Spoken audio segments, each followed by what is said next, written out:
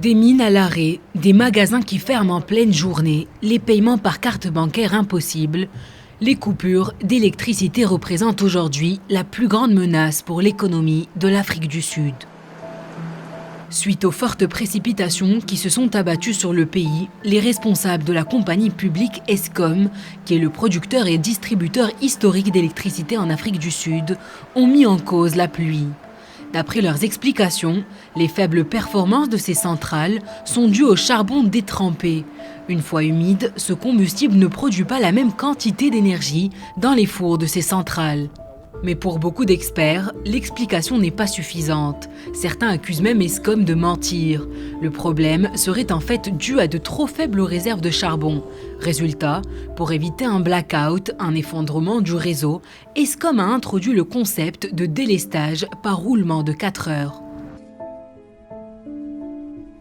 Après plusieurs jours de crise, le président sud-africain Cyril Ramaphosa s'est exprimé pour dénoncer des actes de sabotage suite à une rencontre avec les dirigeants de la compagnie. There has been a measure of sabotage.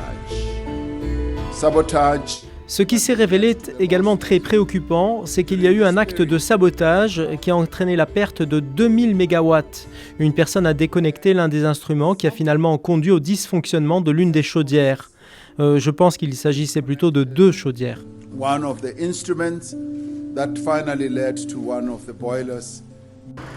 Aujourd'hui, Eskom fournit 95% de l'électricité en Afrique du Sud.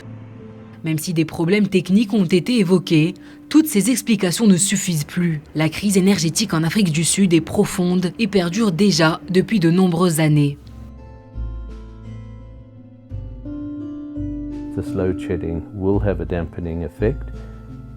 Ces délestages auront un effet négatif sur l'économie et pourraient même entraîner le pays vers une récession, sans pour autant provoquer l'effondrement de l'économie. Ce qui est inquiétant néanmoins est le fait que cette étape de délestage n'était pas du tout prévue.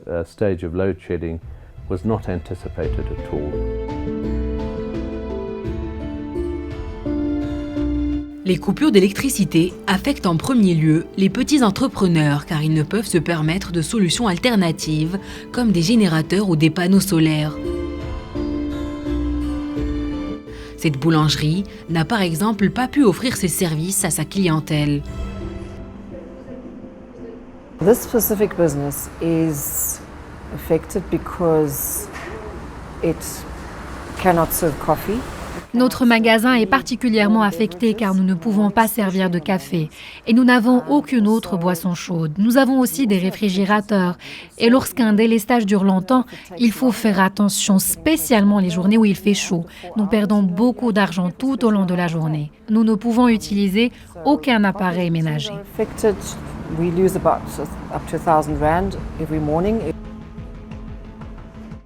Une gestion catastrophique et la corruption sous la présidence de Jacob Zuma ont entraîné Eskom au bord du gouffre. La succession de plans de sauvetage mis en place pour sauver cette compagnie n'auront pas suffi. Aujourd'hui, la population sud-africaine en souffre et doit même penser à des alternatives. Utiliser des générateurs pour faire face au délestage reste tout de même une solution très coûteuse.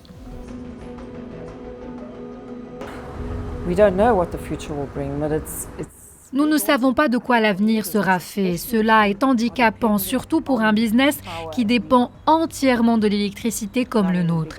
Faire fonctionner les fours, les réfrigérateurs et les congélateurs, pétrir la pâte, tout fonctionne à l'électricité. Ceci est un fait. Donc nous ne pouvons pas vivre sans électricité, point final.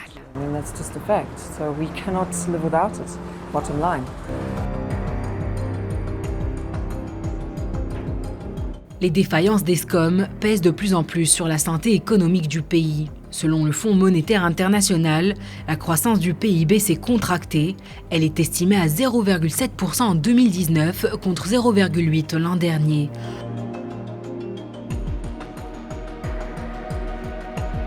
Le retour des load sheddings, les délestages tant redoutés, laisse aujourd'hui planer l'ombre de la récession.